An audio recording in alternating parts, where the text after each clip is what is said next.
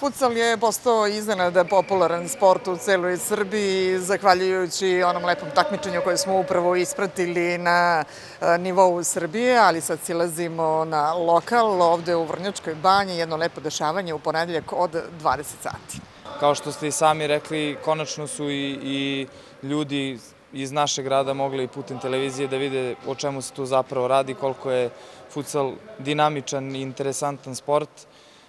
Mi već imamo jedan broj ljudi koji konstantno dolazi na naše utakmice.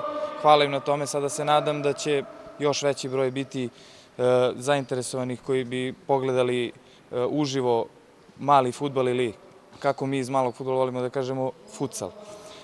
Utakmica u ponedeljak u 20 časova u hali Vlade Divac. Prvoplasirana ekipa futsal kluba Olimp iz Vrnjačke banje igra protiv drugoplasirane ekipe Požarevca. Ukoliko uspemo da ostvarimo pobedu, to će nam osigurati prvo mesto do kraja takmičenja, što samim tim znači da smo obezbedili mesto u baražu protiv prvoplasirane ekipe iz druge grupe, to je trenutno Belatores Šabac. Tako da se nadamo ulasku u viši rang i da podignemo sam kvalitet futsala na nekom lokalnom nivou. Prvi i drugi na tabeli, to obećava dobru partiju ovde u Vrnjačkoj banji i zanimljiv susret. Zanimljiv susret svakako. Ovo nam je treći susret ove godine, pošto nam je sistem takmičenja trookružni. U prvoj utakmici kod njih smo pobedili 5-8, onda smo remizirali ovde u drugom sastajanju 3-3. Izuzetno interesantna utakmica gde su imali i oni šanse da pobede i mi.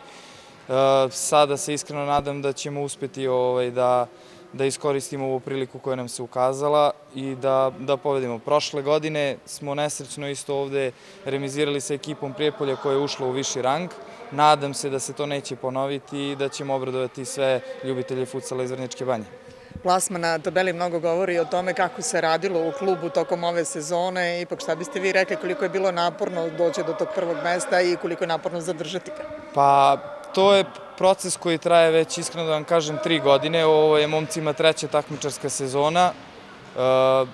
Ja zaista samo pohvale mogu da kažem na njihov račun. Glavnu ulogu u svemu tome je odigrao i Vladimir Prša Jovanović, čovjek koji je vodio do skoro i prvoligaša Novi Pazar i sam je igrao prvoligaški futsal.